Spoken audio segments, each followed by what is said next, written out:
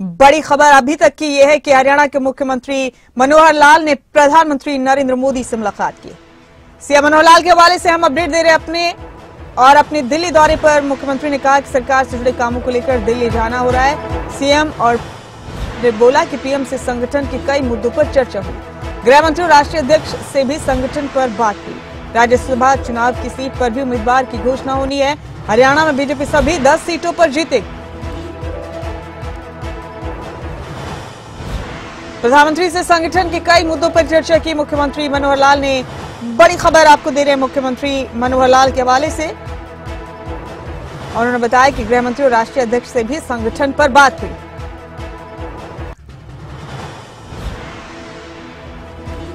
मुख्यमंत्री मनोहर लाल इन दिनों लगातार दिल्ली के दौरे कर रहे हैं। मुख्यमंत्री एक हफ्ते में 3 से 4 दिल्ली के दौरे कर चुके हैं। इस वक्त मुख्यमंत्री एक बार फिर चंडीगढ़ से दिल्ली जा रहे हैं और मुख्यमंत्री के जो रूटीन ये हफ्ते के अंदर जो दिल्ली के दौरे रहे हैं, ज्यादातर मुख्यमंत्री ट्रेन के जरिए ही दिल्ली गए हैं। आप देख सकते हैं कि मुख्यमंत्री चंडीगढ़ रेलवे स्टेशन से एक बार फिर ट्रेन से दिल्ली के लिए रवाना होने वाले हैं।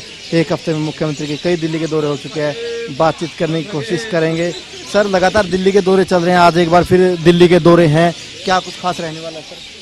देखिए भैया, दिल्ली देश की राजधानी है और निश्चित रूप से हमको भी पार्टी के लिए, सरकार के लिए, दिल्ली में जो हमारे नेता हैं, दिल्ली हमारी सरकार है, उनके साथ जो काम होते हैं तो समय समय पर उस कामों के लिए दिल्ली जाना होता। अब संयोग ऐसा है कि पिछले 5-6 दिन से मौसम खराब होने के कारण से दिल्ली जो मेरा हेलीकॉप्टर से, प्लेन से जाना होता था वो जाना हो नहीं पा रहा, इसलिए आपकी नजरें टिक गई हैं कि हम ट्रेन पर जाते हैं। इसलिए सर, प्रधानमंत्री साहब से मुलाकात की थी, प्रधानमंत्री साहब से क्या कुछ आपकी चर्चा रही सर?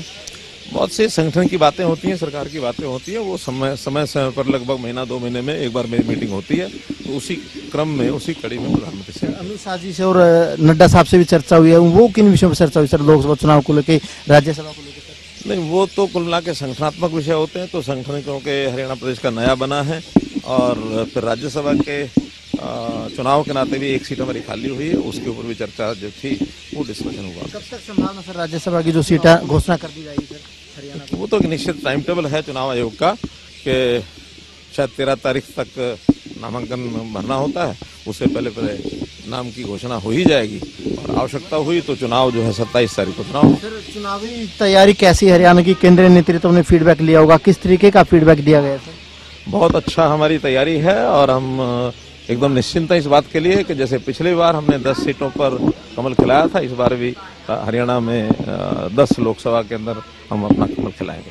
सर, एक बड़ी बात है सर, पिछले 48 घंटों की बात करें, प्रधानमंत्री साहब, गृह मंत्री साहब, नड्डा साहब, राष्ट्रपति, उपराष्ट्रपति सभी से आप मिल चुके हैं, ये भी एक बड़ी बात है सर अपने आप में 48 घंटों में। ये एक संयोग है क्योंकि 2 कार्यक्रम तो सूरज कुंड के अंदर थे। एक में 8 मेला जो अंतर्राष्ट्रीय मेला एक हरियाणा में लगता है, उसके उद्घाटन के लिए राष्ट्रपति महोदय आई थी और फिर एक पुस्तक कुछ बंधुओं ने मिलकर के उसका प्रकाशन कराया है, जो हरियाणा के 9 अतुलनीय वर्ष, पिछले हमारे 9-9.5 वर्ष का जो काम का जो पुस्तक थी उसका विमोचन करने के लिए उपराष्ट्रपति जी आए थे। तो इस नाते से आडवाणी साहब को लेके क्या कहेंगे सर? आडवाणी साहब को भारत रत्न बहुत ही ये प्रसन्नता का विषय है। आडवाणी साहब के जो आदर्श हैं, जिस प्रकार के उन्होंने संगठन को नीचे से ऊपर तक इतना बड़ा संगठन खड़ा करने में अपना जो योगदान दिया है, निश्चित रूप से उनको जो भारत रत्न मिला है, मैं इसके लिए देश की राष्ट्रपति महोदया, देश के प्रधानमंत्री जी, उनका बहुत बहुत धन्यवाद करता हूँ। अब सीएम साहब ने आडवाणी साहब को लेकर खुशी जाहिर की और कहीं ना कहीं लोकसभा चुनाव को लेकर हरियाणा की जो तैयारियां हैं, इसको लेकर मुख्यमंत्री साहब ने केंद्रीय नेतृत्व को सारी जानकारी दी है। कैमरामैन ललित के साथ अनिल मोर, खबरें तक, चंडीगढ़।